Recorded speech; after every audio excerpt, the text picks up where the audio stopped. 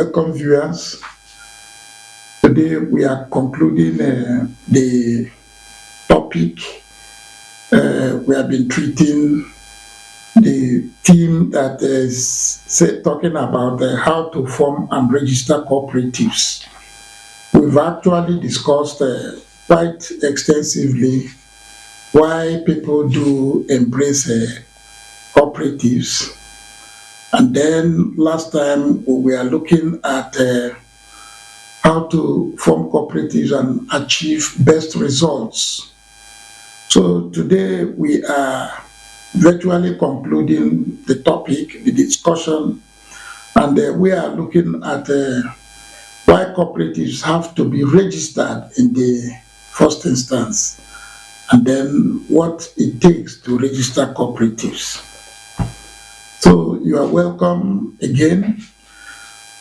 Now, registration of cooperative is not something that is different from forming cooperative. Indeed, it is the last stage in the formation of cooperatives. And one can ask, what does it mean to register a cooperative? Another word for registration of cooperatives, one can say incorporation of a cooperative. That is what it means. You incorporate the cooperative and it acquires a legal body status. So it becomes able to answer to its name, and then you can now do a number of things using the name of the cooperative. That is basically why we have to register them. There are a lot of processes involved too. But the first is that we must depend on the Nigerian Cooperative Societies Act 2004 as amended.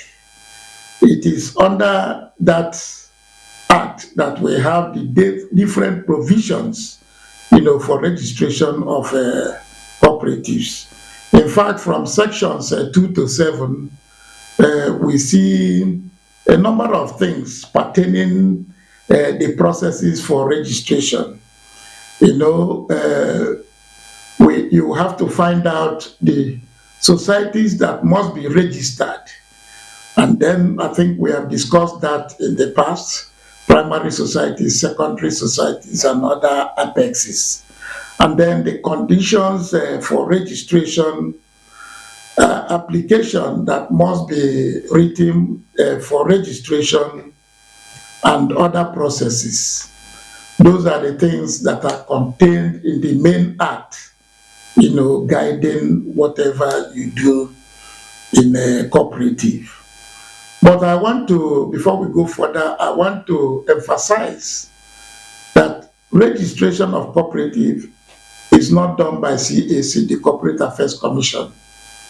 It is done by the Department of Cooperatives, either at the state level or at the federal level. They are the organization responsible to register cooperative societies. So the major thing we must be asking, what does registration do for cooperative societies? Why is it necessary that cooperative societies have to be registered? Of course, we have said that when you register, the cooperative societies become a body corporate. And that's a new status. And it now has perpetual succession status. That is the first thing that happens. And then you find that a cooperative society can now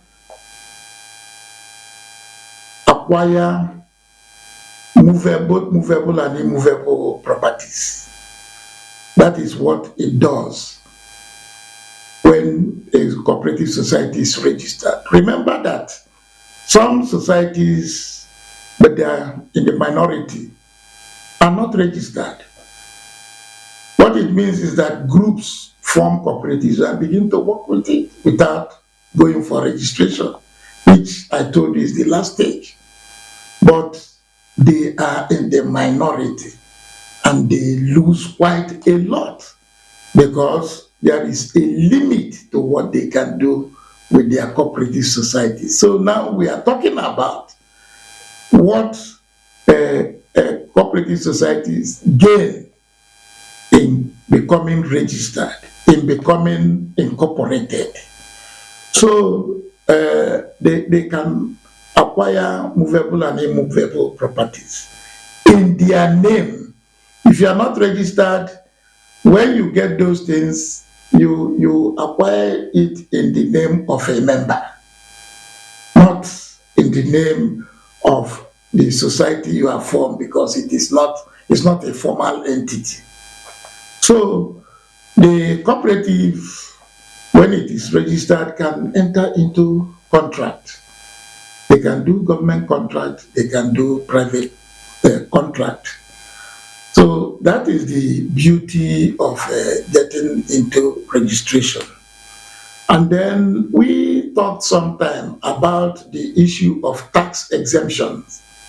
And we also talked about stamp duty exemptions. And the fact that cooperative societies become limited liability organizations. It is only when they are registered, when they are incorporated, that all these things, gains and advantages become available, to the society and their members. So these are some of the reasons why cooperatives have to be registered. They have to be incorporated. But don't forget that people will not want to be part of a society that is not registered. So it is only registered societies that people want to belong, people want to join.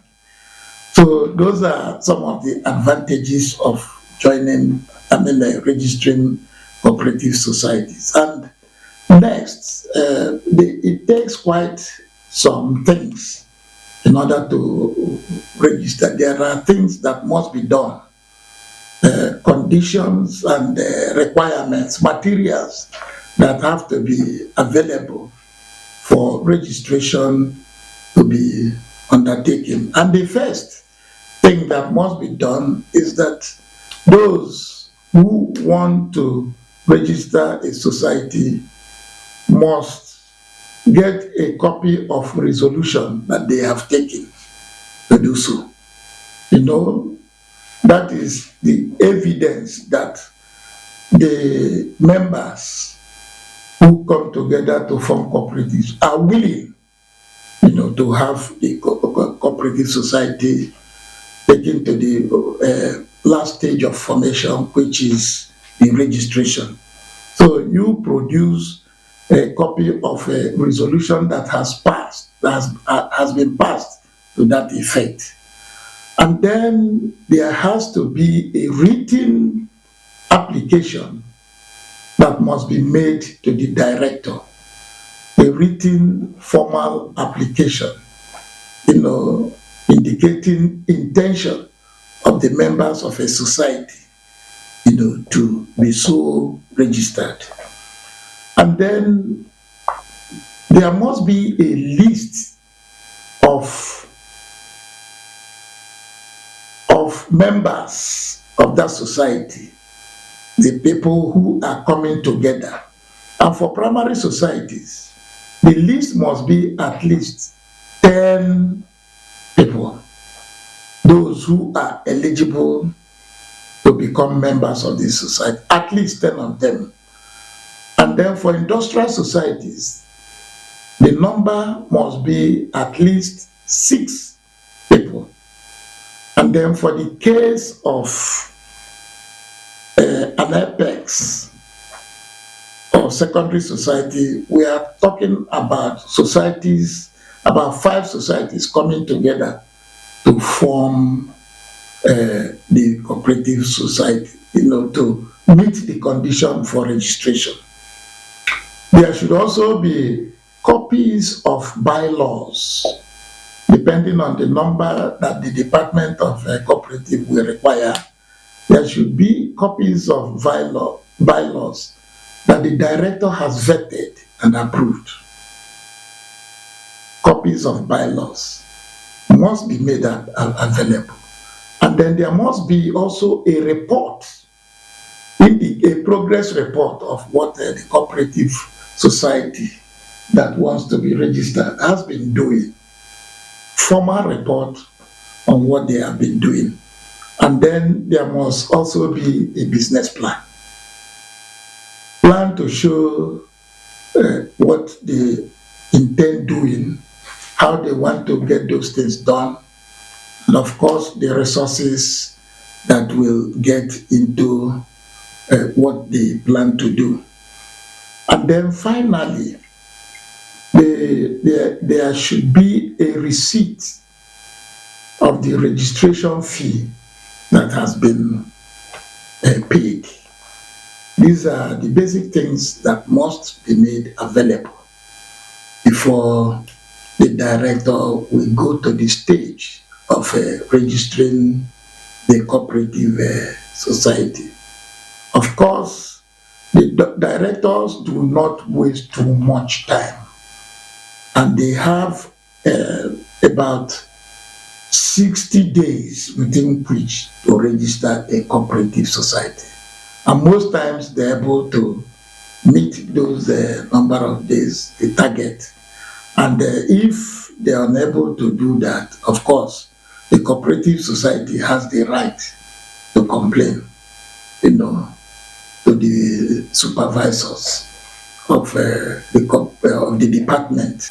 So the registration of a cooperative society is not as difficult as that of its counterpart, a company. And the requirements are quite important but not difficult to obtain. So this is where we end this lecture.